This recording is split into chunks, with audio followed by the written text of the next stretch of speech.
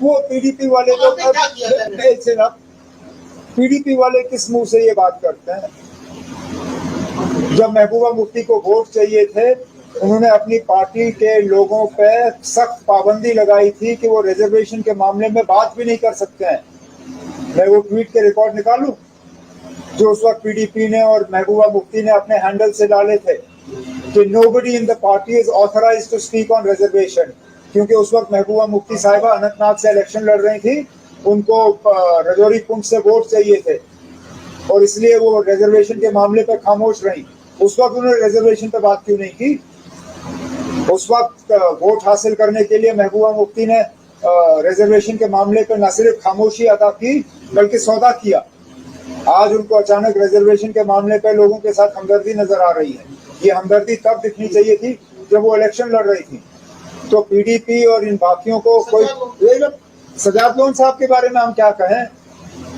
5 साल तो हुकूमत के करीब रहे जब ये सारा कुछ हुआ।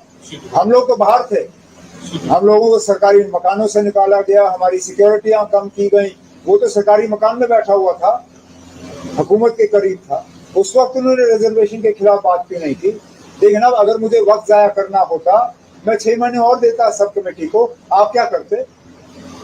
क्या आपके पास कोई तरीका था मुझे मजबूर करने पे कि मैं ये रिपोर्ट जो है 6 महीने के अंदर अंदर कंप्लीट करूं?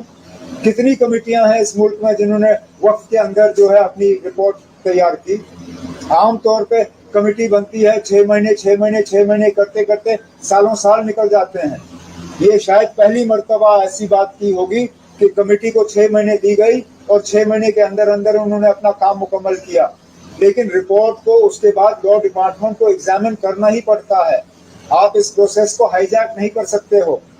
It's a legal document, it requires legal examination.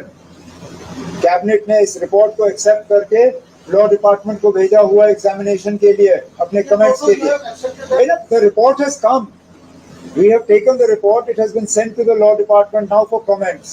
Law departments के कमेंट्स आके कैबिनेट इस पे बहस करेगी और अगला कदम वहां से लिया जाएगा।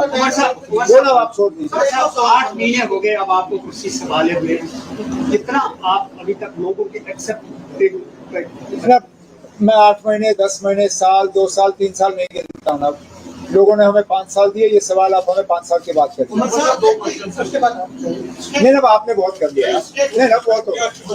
स्टेट फूड को लेकर क्वेश्चन है, आप लोग काफी समय से बोलते हैं कि हम सरकार से उम्मीद करते हैं स्टेट फूड मिलेगा, क्या अब आप सुप्रीम कोर्ट की तरफ भी क्या करेंगे, ऐसा कोई प्लान है? और सेकंड क्वेश्चन है, जो एयर सेफ्टी को लेकर काफी कंसर्न्स रिसेंटली देखने को मिले हैं, उसको लेकर स्टेट गवर्नमेंट क्या करे? हम कुछ नहीं कर रहे हैं, एयर सेफ्टी हमारे हाथ में है ही नहीं।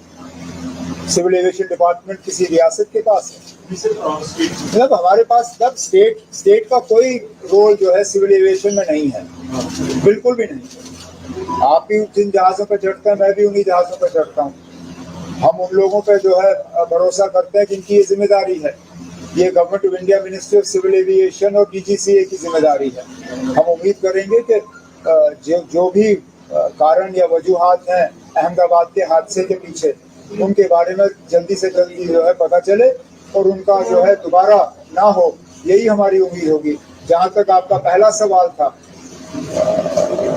आगे हमें क्या करना होगा स्टेट वोट लाने के लिए, उस पर हम बाद में बात करेंगे। फिलहाल तो हम उम्मीद लगाए बैठे हैं कि वज़ीर आज़म साहब ने जो लोगों के साथ वादा किया और उस वादे को दोहराया सोनमर्ग में भी और उसके बाद भी, वो अपने ये हुकूमत जो है अपनी बात पे कायम रहेगी और जम्मू कश्मीर को जो है रियासत का दर्जा वापस मिलेगा।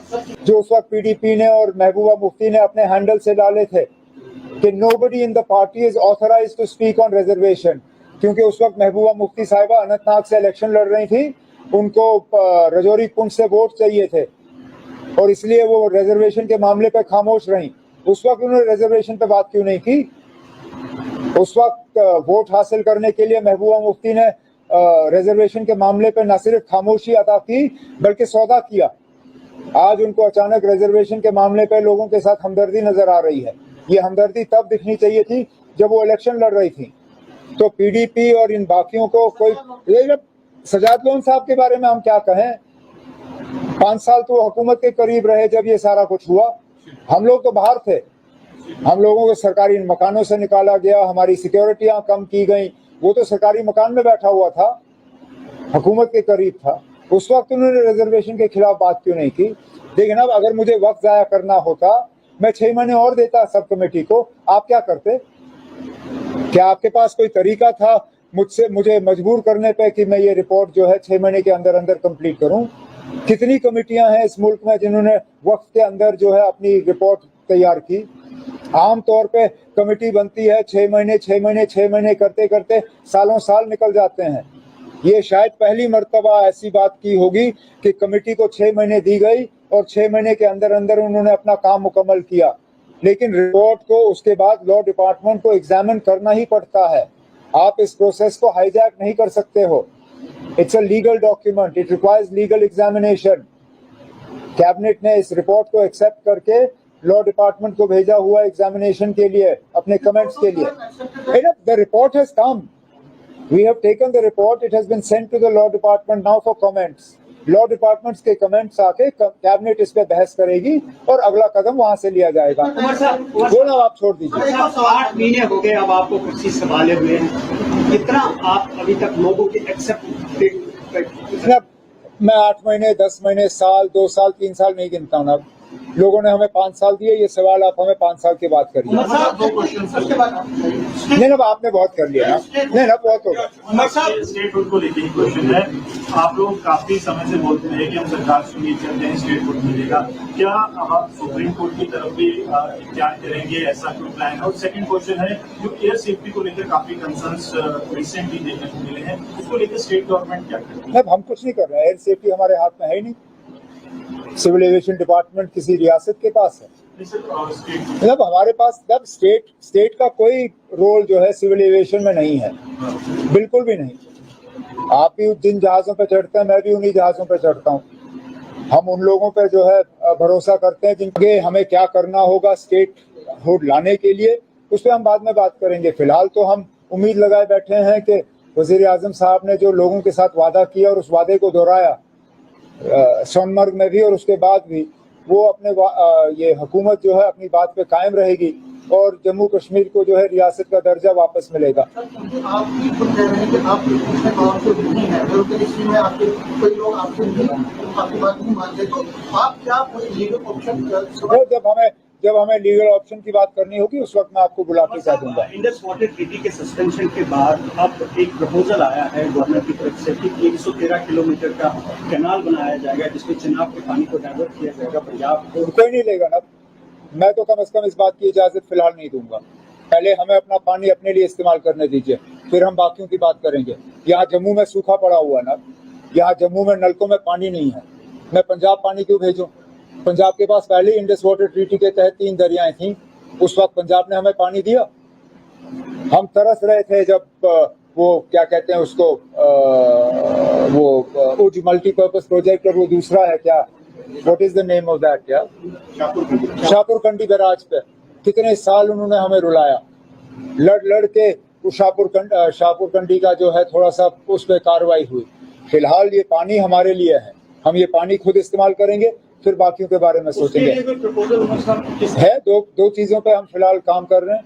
एक तुलबुल नेविगेशन का जो बैराज है उस पर दोबारा काम शुरू होना चाहिए, और अखनूर से पानी पंप करके जम्मू शहर तक पहुंचाने की बात होनी चाहिए।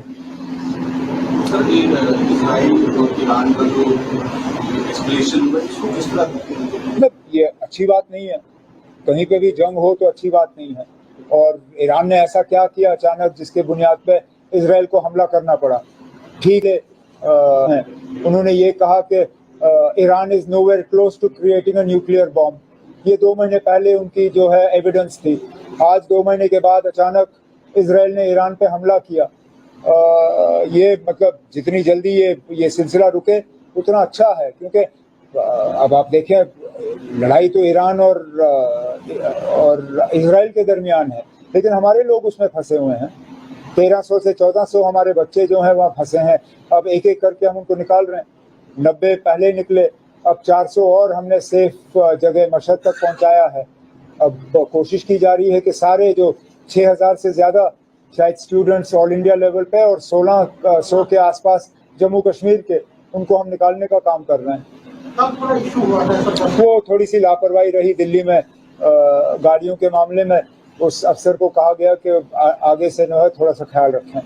जैसे ही ये बात हम तक पहुंची, हमने सही अच्छी गाड़ियों का इंतजाम किया और उन बच्चों को हम वापस ला रहे हैं। सर, शशि थरूर ने स्टेटमेंट दिया, उन्होंने कहा कि कांग्रेस में उनके साथ कई लोगों के डिफरेंसेस हैं और जो बाहर गए थे, तो क्या लगता है कि अब ये कांग्रेस का अंदरूनी मामला है ना, मुझे उससे कोई लेना देना। जम्मू में राब्ता का दफ्तर खुला क्योंकि कश्मीर में जो एक पायलट के तौर पे हमने शुरू किया था, हमारा तजुर्बा रहा है कि वो ठीक ठाक चला। वहाँ लोगों के